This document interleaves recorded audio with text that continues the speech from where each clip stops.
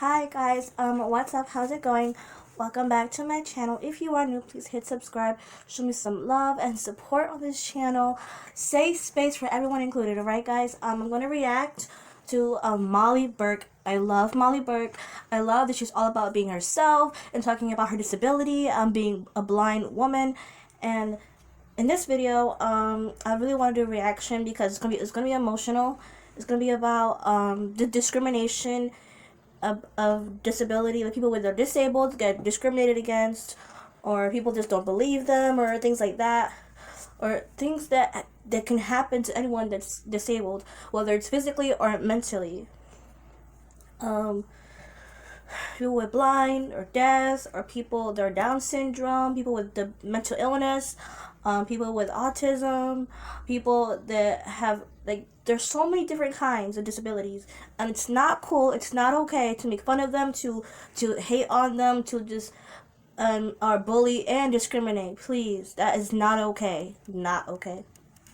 I'm wearing this shirt to represent, being on the autism spectrum, and I may not be blind, but like I get this, and I'm gonna be in my feelings, and I'm gonna cry because this is real.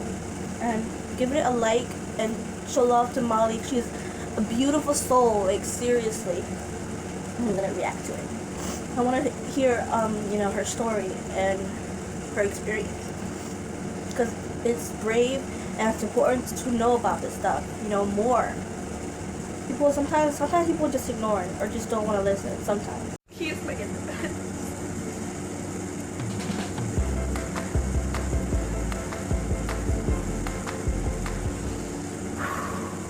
Deep breath. I just know this video is probably gonna get me emotional because every time I talk about this, it makes me emotional. Even just knowing I'm about to have this conversation with you guys, my heart is like I feel stress in my tummy. Also, highly likely that you'll hear my stomach because I'm really hungry right now. Right after I film this, I'm gonna eat my lunch. But I really wanted to sit down and film this video. By the way, I'm wearing my merch. One of my cropped hoodies. It says "Love in print and yourself in braille" because I'm a big believer in self-love. Number one person in your life is you. So loving yourself should come before anything else, and that's something I believe in and try my best to practice every single day. So if you're into self-love too, or want to check out any of my other merch items, go to fanjoy.co/mollyburke. But that is not what this video is about. I keep feeling compelled to talk about this lately, and every time I feel compelled to talk about something, I just know that it means it's the right time to make a video. And this is something that I've talked about in past videos, like I've touched on, but I've never really made a sit-down dedicated video to discuss it in such a direct way like I am today. And it's a hard topic for me to talk about. Oh, I'm already getting emotional. Molly, keep it together! But there's a few reasons I want to discuss this. Number one, because I think awareness is what creates change. And so by me speaking about my personal experiences, it might bring more awareness to people who might have never thought of it before, and it might help create more change. And the second reason I want to talk about this is because if you get discriminated against because of your religious beliefs, the color of your skin, your gender identity, your sexuality, like whatever it might be, or your ability like myself, I want you to know that you're not alone. And I think a lot of people look at people like me who have success in their career and think, oh my god, their life, like I wish I had that life. Their life looks so great. And honestly, a lot of my life is great, I live in a beautiful apartment. I can pay my rent without worrying, which I know is such a privilege. I have great friends in my life. I have an amazing dog. I'm living my dream. I live in a city that I love. A lot of my life is great, but those things, having success in those areas of my life, doesn't stop me from still being discriminated against every day because of who I am. And that's really hard. And that is something a lot of people have to deal with, and a lot of people don't. But it is something I've come to realize that I will probably always deal with. And it's kind of like continued to hit me more and more recently, and I've been forced to confront how deeply the discrimination affects me emotionally.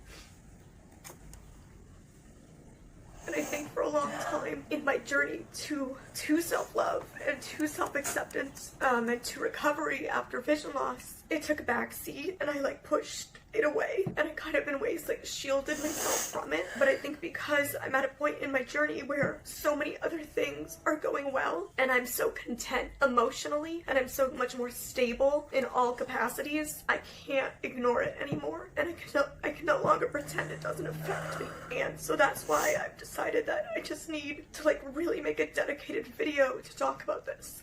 Let me try to collect myself. I've kind of talked about this before in like a really joking way, and that is, you know, I work in the entertainment industry, and there are people who get like really cocky and really full of themselves. And I always joke that it's really hard to get cocky or full of yourself when you still get discriminated against every day. And I always like make it a joke, but it's true. The best kind of example I can give of this is 2 years ago I was in an Oscars commercial with Samsung. Make them see something beautiful. Which is like such a massive accomplishment. Like that's crazy. I was in an Oscars commercial, and you know, I went to a friend's house, and my mom and I and Gallup all went, and you know, we had some wine and ate some food, and we all watched the Oscars together to like celebrate and see the commercial, and it was like this really exciting thing. And then I went downstairs to go home, and the Uber wouldn't let me in the car because of my guide dog. And I just celebrated like this huge exciting thing, and it instantly brought back to reality that society views me differently and treats me differently, and no amount of success will change that. My guide dog for me isn't a choice. Gallup isn't a choice. Gallup is my mobility. He is my freedom. He is my independence. The best way I can explain it is Gallup to me is what a wheelchair is to somebody who is paralyzed. It is a need. It is not a want. And for me in my life, it's not a negative. I think when people talk about mobility devices, they often talk about it in like, you know, these documentaries or these things. It's like she is, you know, confined to a wheelchair. And it's like that wheelchair is a positive thing in that person's life. You know, at first it might not be. Just like at first for me having to use a cane or a guide dog wasn't. But eventually in your disability journey, you realize that that thing is actually empowered. And I want to be clear, I don't just get discriminated against because of a guide dog. Blind people who use canes get discriminated against as well. Not necessarily in the same ways, but you know, 80% of blind people are unemployed for a reason. And I feel discriminated against when somebody asks my mom what I want to order instead of asking me, or asking a friend about like what happened to her instead of talking to me like I'm a human that can hear you and that has a brain and is capable. Those are ways in which I feel discriminated against as well. It is not just a lack of access to facilities or buildings or whatever because of a guide dog, but that is the one that I'm personally confronted with the most in my life, literally almost on a daily basis. I talked about this a little bit in my book, but I don't think I've really fully talked about it like on here, but like my process with Ubers and Lyfts, ride-sharing apps. And my mom and I, who lives and works with me full time, have just come to learn that we need to use this system. And that is where we go down early, and I hide behind a pillar, behind a wall, behind a garbage can, or I'll step away from her, turn my back to the street to look like I'm just texting somebody and I just happen to be standing near her. In some way I'll find a way to separate myself from my mom, and then she walks up, she opens the door so that they cannot drive away because their door is open, and then she will begin to tell them my daughter is blind. She makes sure to tell them like I am blind, and then she says, you know, she has a guide dog. The guide dog will sit on the floor so that they know, don't worry, the dog's gonna sit on the floor, not your seat. Like, we try so hard to like preempt everything, and it doesn't stop some people from still fighting with us. And recently I went to 2 different places without Gallup for different reasons. Usually I always bring him. And I think this is when I was like most confronted with how emotionally it affects me both times. When I could just like walk up to that Uber and get in, I was like, wow, this is how life is for most people. Most people just get to live, and they don't have to think about it. And I think I've just gotten so used to accommodating my own disability, and it's so much a part of my everyday life that I forget that most people don't have to live like this. To not feel stressed that I was going to get denied. To not feel anxious that I was going to have to fight somebody for my basic human rights. Because Lyft and Uber both have policies that their drivers need to accept service animals. But again, it doesn't stop them from not doing it. And I remember years ago when I would get denied, I would just I'd be so polite, and I would be like, hey, let's talk about this human to human. But it's so frequent in my life now. Part of that is because of the like massive issue of fake service animals and people choosing to use fake service animals, truly not understanding how it affects somebody like me's daily life. That's a whole different video. Now I notice this change in myself, and I don't like it, but I think it's just this wall I built up after years.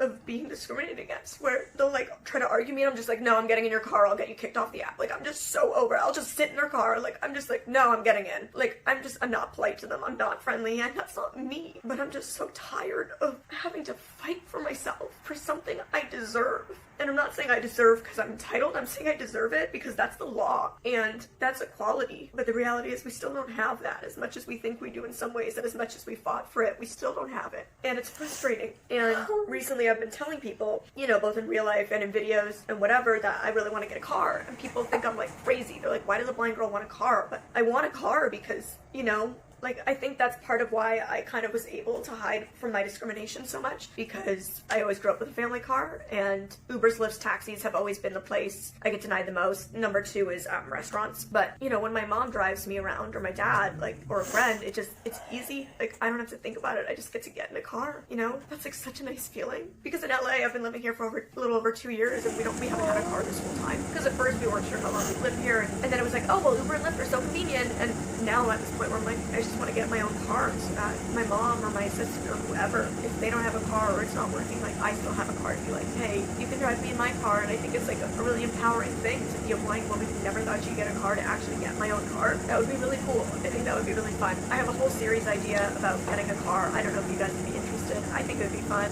Let me know. But that's one of the reasons I want to get one, just so I don't have to worry about this every single day when I try to live my normal life, doing everyday tasks, having to get places, you know, in a city that's very much a thriving city. I'm just so over every single time I go to get in a car, being scared, being stressed, being anxious, hiding, literally hiding myself and my dog. And I know this sounds silly, but this sounds so stupid. Probably maybe other service dog users will understand, but like, I almost get like offended for Gala. You know, because so much of them are like, I don't want him to pee in my car, or like, I don't want him to bite me, or I don't want him to get hit. And I'm like, no, my dog went to school for 2 years. My dog is like $40,000. Like, and I think all these big service animals have taken away the respect people have for real service dogs. Like in the airports and stuff, people see him, like staff at airports, because big service dogs are rampant at airports, and they'll be like, wow, look, he like just lays there, doesn't make any noise or do anything. I'm like, yeah, because he's a service dog. Like, this is how they're supposed to be. And like, I feel offended for Gallop. Gallop is like, I know, it sounds silly, but like, he's a very sensitive dog and very intuitive. It's not silly. Like, I know that he knows when people like don't want him there. I feel like offended. Like, I'm like, this is a piece of me. You're not just discriminating against my dog, you're discriminating against my best friend and a piece of myself.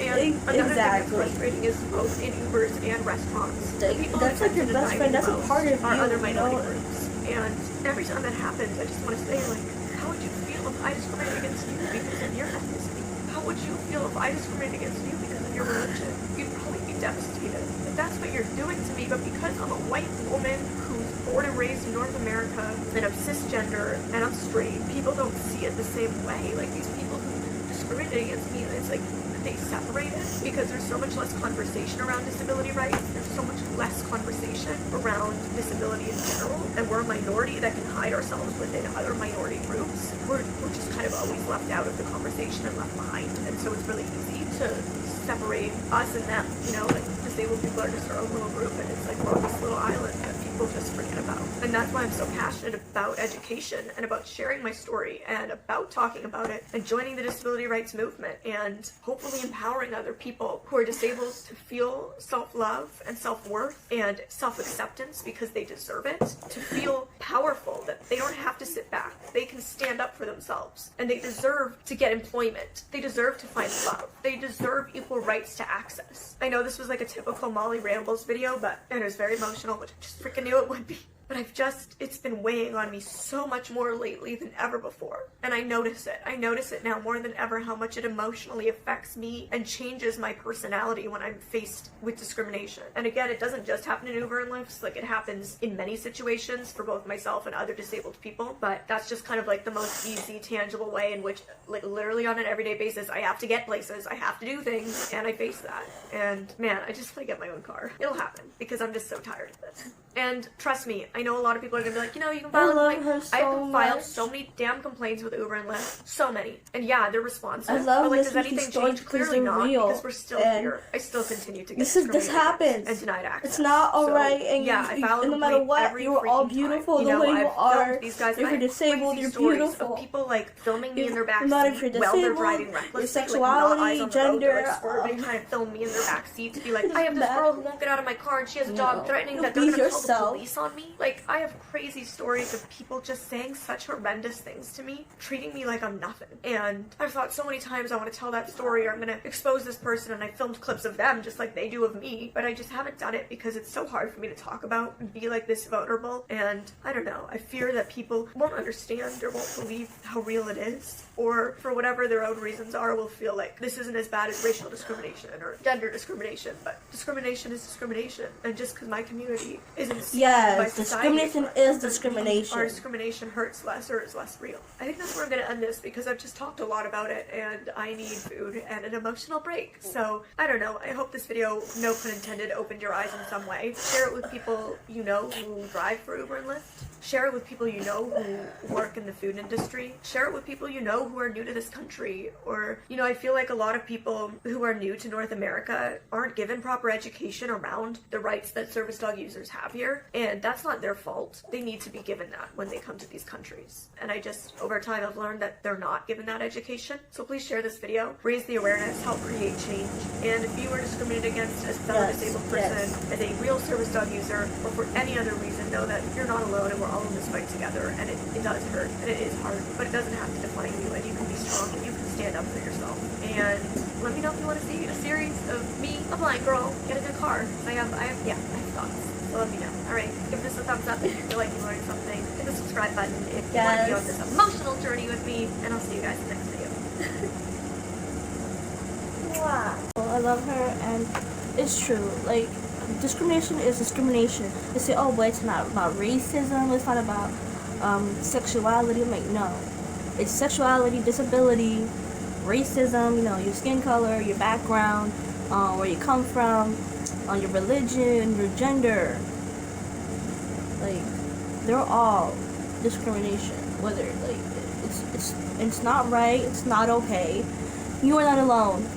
If you ever felt you were discriminated against, you know, you are not alone, and you're beautiful the way you are, or how you identify, who you like, love, what you believe, your faith, how you were born. You know, like, sometimes people were born with disabilities, and even like mental health as well. Like, I hope you guys enjoyed the video. Give it a big thumbs up. Comment down below your experiences. If you don't want to talk about it, it's fine. It's okay. If you ever felt bullied, and someone laughed at you, or someone didn't believe you, or anything, and it's real, and it's not okay for someone to just discriminate or say horrible things, just be yourself, love yourself. All right. Links are down below for more videos on story times, mental health, vlogs, reaction videos, and LGBTQ plus content. Links are down below. All right, guys. Mwah. See you all next time. Follow me on Instagram at Living Dead Girl Melissa and Twitter. All right. All links are down below. Okay. For more videos, check out my videos, my channel. Please subscribe, show love and support. For real. Until next time. Mwah. Bye, guys.